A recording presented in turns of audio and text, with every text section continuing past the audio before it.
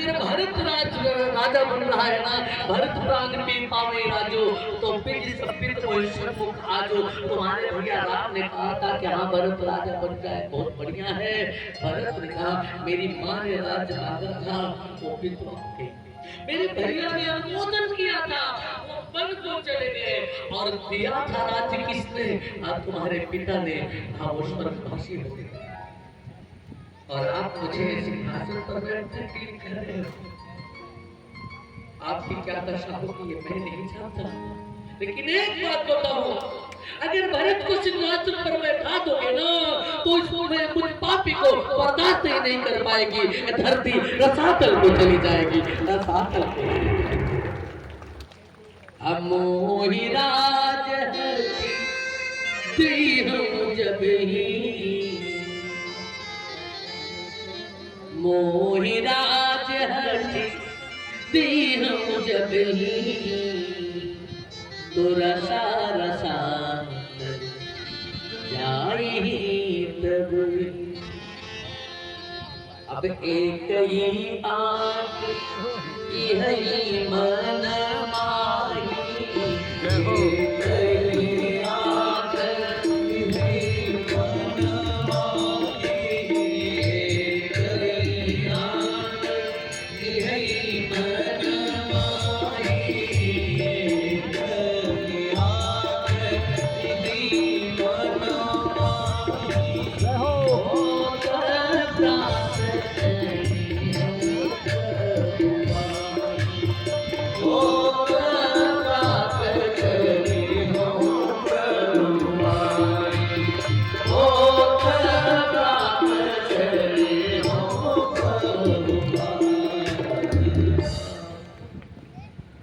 एक ही बात मन में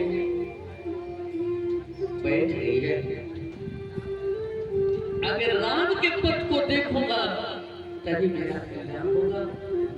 आप लोग मुझे आज्ञा दो कि मैं राघव को मनाने जाऊं और वन में ही उन्हें राजा बना दो, राज्याभिषेक कर दो, उन्हें सिंहासन पर बैठा करके लाओ। जब यह बात भरत ने कहा तो भरत प्राण प्रिय भय सब ही,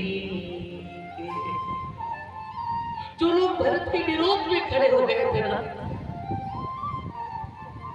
भरत भी उनके प्राण प्रिय हो गए।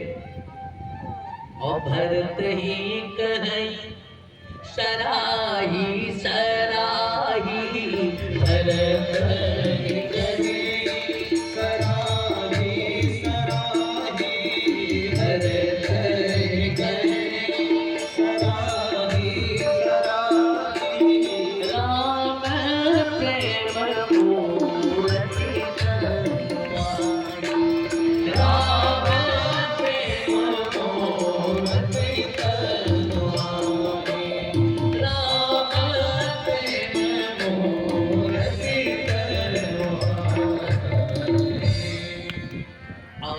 जब संत भरत राघव को मनाने गए हैं ना, तो पूरे अयोध्या के लोग उनके साथ हुए हैं।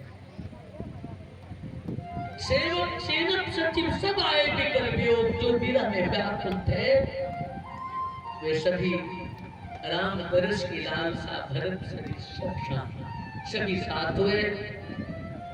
समय नहीं संकेत कर रहा कि विस्तार से स्तुति पर चर्चा की जाए, कुछ घंटे नहीं साहब, केवल 9 दिन तक केवल भरत की ही चर्चा करनी हो तो शायद कुछ कहा जा सकता है। जय हो, क्या बात है। कुछ कहा जा सकता है। जब चित्रकूट में पहुंचे ना संत भरत, महारानी सुनैना ने महाराज जनक जी से कहा कि मुझे भरत की कथा सुना दो। जनक जी ने कहा नहीं सुना सकता। कहा है? कहा भरत की राजनीति की बात पूछो बताऊंगा, साधना की बात पूछो बताऊंगा, आया मैं देखता हूँ भरत के विषय में नहीं पता। कहा मत बताओ। ब्रह्मा से पूछ लो, हाँ वो भी नहीं जानते। विष्णु से पूछ लो कि कहा वो भी नहीं बता पाएंगे। हाँ शंकर से पूछ लो कि कहा वो भी नहीं बता पाएंगे। विधि हरि हर कवि कोविद बानी, कहत साधु महिमा सकुचारी। कहा तो ये सब पुरुष है। हो सकता है पक्षपात करे, मैं सरस्वती को बुला रही हूँ और उन्हीं से पूछ लूंगी भरत की कथा। सरस्वती का आह्वान किया, सरस्वती आई, कहा बोलो सुने ना, कहा मुझे राम मुझे भरत की कथा सुनी। एक क्षण के लिए सरस्वती आवाज, क्यों आप भी कठोर हो, आप भी मुझे भरत की कथा नहीं सुनाओगी? सरस्वती ने कहा सुनाओगी, लेकिन सोच रही हूँ कि कहाँ बैठ के कथा सुनाओ। कथा सुनने के लिए बड़ा पवित्र स्थान चाहिए ना। एक काम करो, एक स्थान है, चलो वही कथा सुनाती है। सागर के तट पर एक सीप उठाया सरस्वती और कहा कि इसी सीप से तुम सागर खाली करो और तब तक मैं थोड़ी सी पूजा करूं। समुद्र खाली हो जाए तब वही बैठ करके हम लोग कथा कहेंगे और सुने ना सुने। मैंने तो सुना था कि सरस्वती विद्या की देवी है, मैं नहीं जानता था कि सरस्वती भी बावरी है। ये कहा मुझे बावरी कहे तो था। हाँ बावरी नहीं तो और क्या, इस सीप से सागर खाली किया जा सकता है। सरस्वती ने कहा ये सुने ना, अगर सीप से सागर में खाली किया जा सकता तो भरत रूपी सागर को सरस्वती रूपी सीप से खाली नहीं कर सकती। सरस्वती की बुद्धि भी सीप के जैसी है। कहत सारद कीमत ही चे,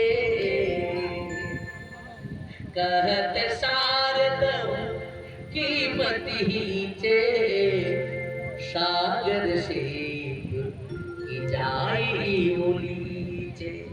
सरस्वती की बुद्धि बैठ गई है, सरस्वती वर्णन नहीं कर सकती है भरत का। किसी ने तुलसी बाबा से कहा तुम वर्णन कर दो। तुलसी बाबा ने अपने कलम रख दिया और कहा प्रणव प्रथम भरत के चरण, भरत के चरण, प्रणव प्रथम भरत के चरण, जासु में मदद जासु में मदद गाई न भरना, प्रणव प्रथम भरत के चरण, प्रणव प्रथम भरत के चरण। अब भरत के नियम और प्रेम का पूरी तरह से मैं भी वर्णन नहीं कर सकता। जीवन का वर्णन करूं तब भी भरत के नेम और प्रेम का सांगो पांगो वर्णन नहीं कर सकता। तो विद्या की देवी सरस्वती जिस भरत का वर्णन नहीं कर सकती, और तो स्वयं गोस्वामी तुलसीदास बाबा जिनके जिस भरत के नेम और प्रेम का पूरे जीवन भर वर्णन करें तो वर्णन नहीं कर सकते। तो सो में कुमति कहूं एक भांति, और वो भी कुछ करते हैं। पुनः कभी अवसर मिला तो विस्तार से इस विषय पर चर्चा करूंगा, लेकिन केवल भारत की ही चर्चा करनी हो पूरे सत्र भर, तब तो कुछ भारत के विषय में न्याय हो सकता है। आपसे निवेदन करूं, राघव को मनाने गए लेकिन प्रभु करी कृपा पावरी दीनी, तो सादर शीश भरत शीश धर लीनी। बड़े भैया की पादुका को सिर पर धर करके लाए और 14 साल तक सिंहासन पर भैया की पादुका को रखा है। नित्य पूजत प्रभु पावरी, प्रीति हृदय समांत, मांगी मांगी आयस करत राज काज सब भांति। तो राम जी के बन जाने का एक कारण भगवान शंकर ने भरत का पाप बताया। भरत कह रहे कि मोषमा को पाप निवासु, जही लग से राम बनवास। भैया पार्वती ने भोले बाबा से कहा और की बात छोड़ दो, आप अपना मत बताओ, आपके मत में क्या है? राम जी वन को क्यों गए? अपने पूरे के कारण गए कि भरत के पाप के कारण गए कि भैया कौशल्या के कारण गए कि लक्ष्मण के कारण गए कि पिता के कारण गए कि सरस्वती के कारण गए? शंकर जी ने कहा अगर मेरी बात पूछोगी तो मैं यही कहूंगा कि भक्त के प्रेम के कारण बन को गए। वो कौन है? विपिन केवट अनुराग, विपिन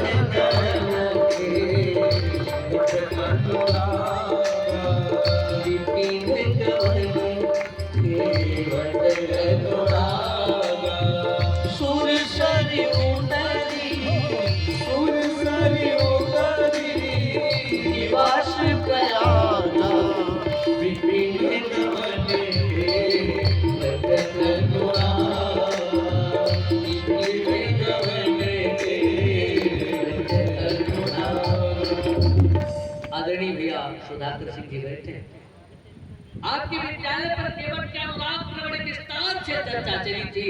एक बात बताओ, कोई कितना भी जप कर ले, कोई कितना भी तप कर ले, कितनी भी साधना कर ले, आचार्य जी जो वैदिक ओजित मंत्र है वो गायत्री हो, चैत्य हो, तिष्ठुप हो, अनुष्टुप हो, इन छंदों से परमात्मा का आह्वान किया जाए, लेकिन अगर प्रेम नहीं है, अगर अनुराग नहीं है तो परमात्मा मिलने वाला नहीं। ये मैं नहीं कहा, मानस करा है कि मिल जी रघुपति मिल अनुराग, मिल रघुपति मिल रघुपति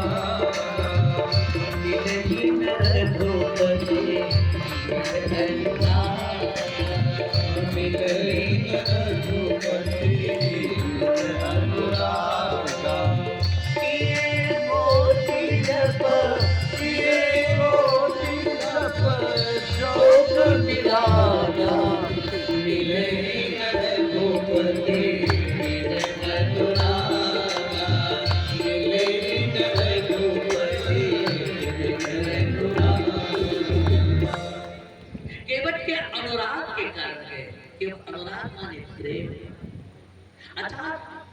कितने प्रेम से हमारे ठाकुर जी केवट से मिले हैं। आपसे निवेदन करो, समय नहीं संकेत कर रहा, लेकिन एक छोटा सा दृश्य जब गंगा के तट पर पहुंचे ना, केवट नाव लेकर जा रहा है, किसी को बैठाया है नहीं, जा रहा है। हमारे प्रभु ने बुलाया, भैया केवट। केवट मुड़ कर देखा, फिर मुड़ लिया। एक मान है, बिना की 10 दशाएं होती हैं और 3 अवस्थाएं होती हैं। कुछ साहित्यकारों ने 4 अवस्थाएं मानी हैं, लेकिन मुख्यतः 3 होती। पढ़ने वाले बच्चे बैठे हैं, पूर्वानुराग, मान और प्रवास। कुछ करुणा को भी मानते हैं। तो मान माने छोटी नाराजी। जैसे माँ ने बच्चे को एक लड्डू दिया, बच्चा और चाहता है। माँ सोच रही ज्यादा लड्डू खाएगा तो नुकसान करेगा, तो माँ ने वो लड्डू नहीं दिया, तो बेटा थोड़ा सा नाराज है, इनसे बोलूंगा नहीं। लेकिन मन ही मन सोच रहा कि मना लेती तो अच्छा था, माँ एक बार प्यार से बुलाती तो मैं बोल देता। ये मान की स्थिति। केवट में कुछ मान के भाव है, तो हमारे राग होने का भैया मुझे भी उस पार चलना है। कितने प्यार से निवेदन किया कि भैया केवट, भैया केवट, भैया भैया केवट नैया लाजत हम सब है लाचार।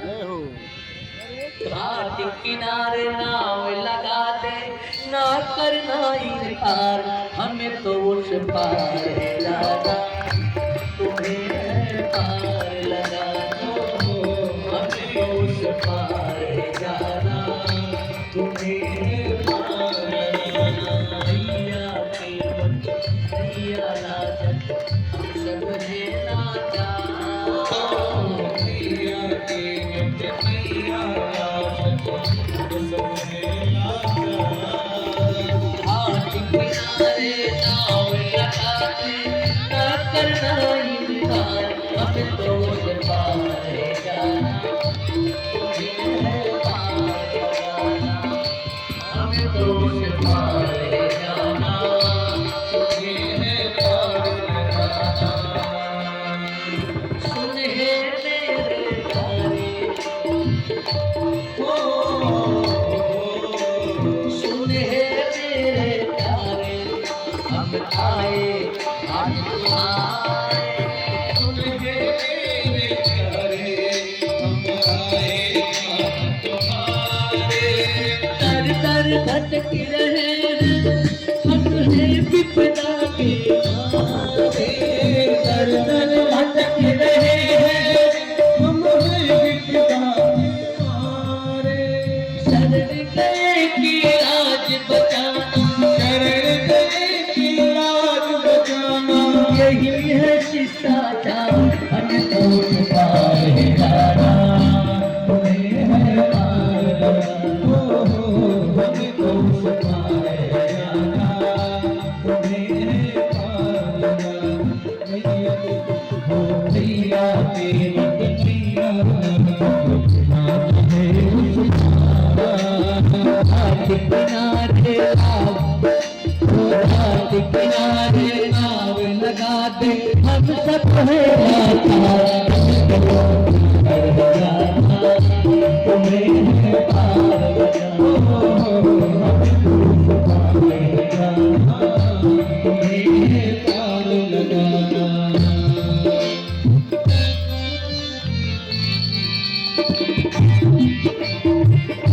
केवट ने थोड़े से नखरे दिखाया, कुछ शर्त रखा, और जब केवट की शर्त पूरी हुई तो मन में मोह मना के फिर नाव किनारे लाओ, मन में मोह मना के फिर नाव किनारे लाओ।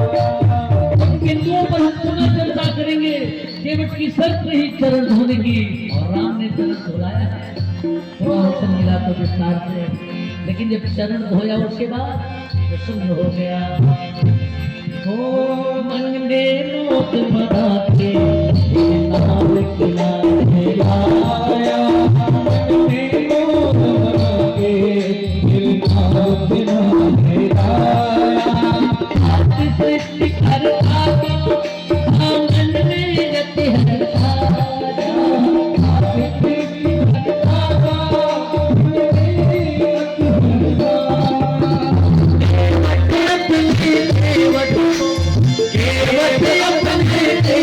तो ले गया मुझे मन का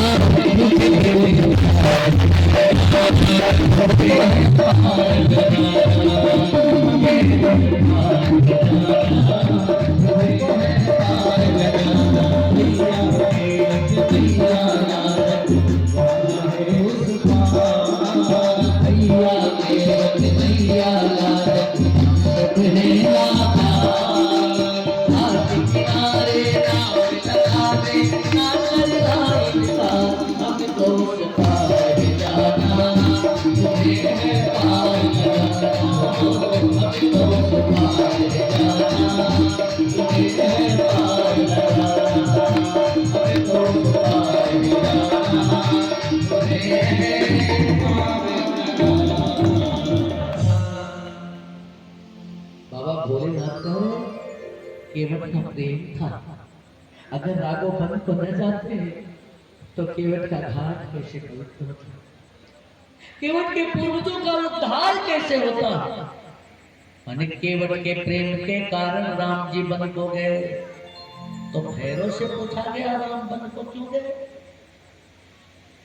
शबरी मैया के प्रेम के कारण वन को गए। जी हाँ, तप कर दे हैं तन वन में तपस्वी जन, बन के मनस्वी जो यशस्वी कहलाते हैं। शबरी मैया का जब माँ का प्रेम भोजन में होता है ना, बात नहीं समझ जाए। माँ माँ होती है, माँ के जैसा कोई नहीं खिलाता। खिलाते तो है सोनू और सौरभ जैसे लोग भी एक दो रोटी तो ज्यादा ही खिला देते थे आप लोग, लेकिन माँ माँ होती है, कितने प्यार से खिलाती है ना। ये तेरे मामा का कवर है, ये तेरे भैया का कवर है, ऐसा बहाना क्यों खिलाती है। और जब बेटा नहीं खाओगा अंतर कायदे से खा लिया ना वहां पहुंचा। मैंने अगर डांट कर खिलाने की क्षमता कोई रखती है तो माँ माँ माँ ऐसे शबरी मैया का स्नेह जो उस पेड़ में मिला हुआ है, उस स्नेह को पाने के लिए, उस अनुराग को पाने के लिए परमात्मा बन गया। पैर फैलाते कि बड़े बड़े महात्मा विमलात्मा और महात्मा जो जुबान तक वो भाव और करुणा में मोटी मोटी छुट्टियां बांध करके साधना करते हैं, तब भी जिस परमात्मा के झलक नहीं मिलती, परमात्मा चल कर शब्द की कुटिया में है, हाथ करते हैं तन मन में तपस्वी जन, बन के मनस्वी जो यशस्वी कहलाते हैं, और करके विराट साधना से सानुकूल राग, भगवान भैरव पुनीत फल पाते हैं। उसी दिव्य फल के लिए, उसी दिव्य फल के लिए दिव्य योगी जन योग साधना से मेरे दिव्य धाम जाते हैं। मेरे सभी प्रार्थनाओं का अथवा आप कह सकते हैं कि उसी दिव्य फल के लिए दिव्य योगी जन योग साधना से हरि के दिव्य धाम जाते हैं। उन्हीं दिव्य फलों के हैं फल सबरी के हाथ, उन्हीं दिव्य फलों के हैं फल सबरी के हाथ, लेने रघुनाथ दिव्य धाम छोड़ आते हैं, लेने रघुनाथ दिव्य धाम छोड़ आते हैं। सो केवल भगत नहीं तलागी, परमात्मा के इस वसुंधरा पर अवतरण का एक कारण है भक्तों का प्रेम। शबरी के प्रेम रूपी पेड़ को पाने के लिए परमात्मा वन में गया, तो विविध कारण बताते हैं। तो एक कहा कि नहीं, मुझे तो लगता है कि रावण और कुंभकर्ण के उद्धार के लिए गए। पुनश्च विप्रशापेन राक्षसो तो बभूवतु, कुंभकर्ण दशग्रीवो हतो तो राम विक्रमैः। मुझे लगता है कि कुंभकर्ण और रावण के उद्धार के लिए परमात्मा वन को गया। अगर वन को नहीं जाता तो मार नहीं पाता। हाँ, रावण के उद्धार की भूमिका दंडक वंश में होती है। सती शिरोमणि अनसुया के माध्यम से दुनिया के लोगों को पतिव्रत का उपदेश दिलवाने के बाद, जब सतीश का उद्धार करने के बाद कुंभज ऋषि से प्रभु ने निवेदन किया, मैं रहूं कहाँ। उस कुंभज ने भी संकेत किया और ऋषिवर अत्रि ने भी संकेत किया कि दंडक बन पुनीत प्रभु कर हो, उग्र साप मुनिवर कर हर हो। तो हमारे राघवेंद्र सरकार दंडक वन में पहुंचे और पंचवटी में एक बढ़िया सी कुटी बनाई और सोचा कि कुछ दिन तक अस्थायी रूप से यही रहूंगा। और वही पंचवटी में ही महाराज दशरथ के बड़े पुराने मित्र जटायु से मुलाकात हुई। राघव के जटायु काका से आशीर्वाद लिया, निवेदन किया, तो उन्होंने कहा कि यहाँ रहो, यहाँ मैं पूरी तरह से रक्षा सुरक्षा करूंगा। वही रहने लगे और वही एक दिन शूर्पणखा पहुंची। शूर्पणखा जानते हैं ना, मानस में शूर्पणखा ही लिखा है, शूर्पणखा। जिसके अंदर सूप के जैसे हो। सूप माने जानते हैं ना, जो उसको पछोड़ा जाता है, सूप के जैसे बड़े बड़े नारियल। अब तो कुछ लोग शौकीनी में बड़ा बड़ा बनाते हैं। ये हमारे यहाँ शास्त्रों में राक्षसों की पहचान बताई गई है। राक्षसों को कैसे पहचाना जाएगा, उसके नख बड़े बड़े होते हैं। रखा रावण कई बहिनी, दोस्त हृदय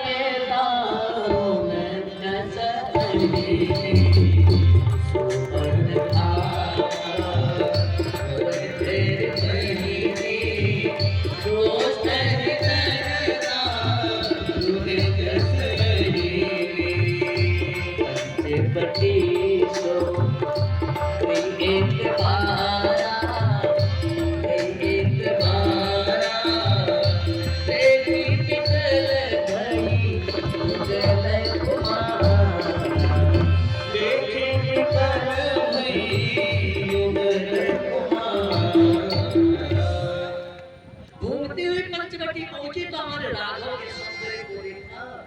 तो व्याकुल हो गई। एक चीज ध्यान दीजिएगा, ये दक्षिण की सभ्यता है, हमारे उत्तर की सभ्यता कुछ और है। माता अनुसुईया बेटियां ध्यान दें, माता अनुसुईया जानकी को समझाती हुई भारत की नारी का लक्षण बताती है। भारतीय नारी कैसी है? उत्तम के तीन तरह की है। उत्तम के आसपास मन माई, सपने हूँ आन पुरुष जगना। उत्तम कोट की जो भारतीय नारी है, उसकी निगाह में दुनिया में केवल एक ही पुरुष है और वो उसका पति है। स्वप्न में भी वो किसी दूसरे पुरुष को नहीं देखती। और जो मध्यम कोट की है, मध्य में परपति देखई कई से, माता पिता पुत्र निज जैसे। जो मध्यम कोटि की है वो बराबर उम्र वाले को भाई के रूप में देखती है, ज्यादा उम्र वाले को पिता के रूप में देखती है और कम उम्र वाले को पुत्र के रूप में देखती है। और जो कुल की मर्यादा को समझ करके पर पुरुष पर को दृष्टि नहीं डालती, उन्हें अधम कोटि कहा गया है। और आज जो पर पति वचन पर रति करी, हमें भारत की नहीं, वो पश्चिम की सभ्यता होगी। एक क्षण याद आ रहा, एक बार स्वामी विवेकानंद जी अमेरिका में टहल रहे थे, कुछ देख रहे थे और उनका जो घुमाना था, उनको पथ प्रदर्शन, अंग्रेजी में गाइड कहते हैं उसको। कहीं नई जगह पे जाए तो जो वहाँ से परिचित होता है उसको ले लेते हैं लोग, गाइड को ले लेते हैं। तो एक कब्रिस्तान की वजह से होकर के निकल रहे थे तो देखा कि वहाँ एक स्त्री एक कब्र पे पंखा चल रही है। कब्र जानते हैं भैया, मरने के बाद जिसमें दफनाया जाता है, तो जल्दी में ताजी ताजी कब्र बनी थी, उसी पे पंखा चल रही थी। विवेकानंद जी ने कहा कि ये किसकी कब्र पे पंखा चल रही है? अरे कहा इसके पति की कब्र है। अरे कहा ऐसे पति पता, जरा मुझे इसके पास ले चलो, मुझे देवी अपने चरण की थोड़ी सी धूल दे दो। कहा है ऐसे से चंदन करूंगा। कहा है अरे कहा मैंने ढेरों पति पताएं देखी, लेकिन आपके जैसी नहीं, जो अपने मरे हुए पति को भी पंखा चल रही है। मैंने ऐसे पति पता मुझे समझ में आया। कहा आगे दिया भारतीय हो गया था। सुनो, यह मेरा 19वां पति था। सीताराम। जब मरने लगा इसने तो मुझसे एक वचन लिया, कहा मैं जानता हूँ तुम दूसरा विवाह जरूर करोगे, 20वां विवाह करोगी, लेकिन मुझे वचन दो जब तक मेरी कब्र न सूखे तब तक 20वां विवाह मत करना। तो पंखवा इसलिए नहीं जल रही हूँ जिसको कब्रिया में गर्मी लग रही है, पंखवा इसलिए जल रही कि कब्रिया जल्दी सूख जाए और मेरा 20वां नंबर। तो दक्षिण की पश्चिम की सभ्यता हो सकती है, शूर्पणखा विद्युजीवा की पत्नी थी, जो कलकेव का सरदार था। रावण के द्वारा विद्युजीवा का वध किया गया है। लेकिन आज जब आई हमारे राघव को देखा तो देखी बिकल भई जुगल कुमारा, तो रुचिर रूप धर गई प्रभु माही। बड़ा सुंदर रूप बना करके हमारे राघव के पास गई और कहा हमारी तुम्हारी जोड़ी बहुत बढ़िया है। हाँ, मुझे तो लगता है कि परमात्मा ने हम दोनों को एक दूसरे के लिए बनाया, अरे हम बने और तुम बने एक दूसरे के लिए। एक पुराना गीत है शायद किसी का, हम बने और तुम बने एक दूसरे के लिए। हाँ, यही है। धातोषम पुरुष नमोषम नारी, यह सुजोग विधि रचेउ विचारी। हमारा तुम्हारा जोड़ा विधाता ने खूब सोच समझ कर बनाया। यह सुजोग विधि रचेउ विचारी। लेकिन निवेदन करो, सनातन धर्म में आर्यावर्त में किसी भी नारी के लिए बर्बरण की स्वतंत्रता नहीं। उसका पिता उसका भाई, कुल परिवार का कोई उसके योग्य वर का चयन करता है। जो स्वयं बर्बरण करने जाती है उसकी दशा क्या होती है। हमारे राघव ने कहा लक्ष्मण, तुरंत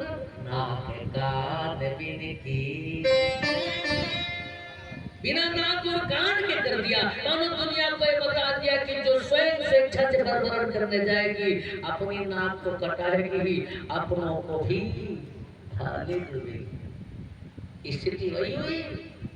पहुंचे लंका, नाक कान कटा कर तो नाक कान बिन भय बिकराला। और रावण को ऐसा समझाया, मदिरा पान करता है, सोता है, तुमको पता नहीं शत्रु सीमा पर आ गया है। ऐसा भड़काया कि रावण मारीच के पास पहुंच गया। चलो तुम पशु बन जाओ। ध्यान में, मारीच के पास गया। मारीच जब से राम जी ने बिना फड़ का बाण मार करके दक्षिण भेजा था उसे, तब से वो भजन कर रहा था। लेकिन पहुंचा तो कहा तुम्हें मृग बनना पड़ेगा। मृग माने हिरण, हिरण माने पशु। कहता है मुझे सीता का हरण करना है। रावण कहा तू चल कर माया मृग बन जा, मैं जोगी बन कर आऊंगा। तुम राम लखन को बहकाना, मैं सीता को हर लाऊंगा। राम लखन को मैं सीता को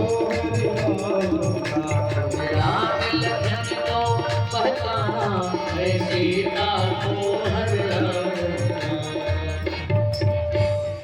ये रावण है जो मारीच को पशु बनने के लिए विवश कर रहा है। शिक्षा आप ध्यान दें, हमारी बेटियां, हमारे नौजवान साथी भी ध्यान दें।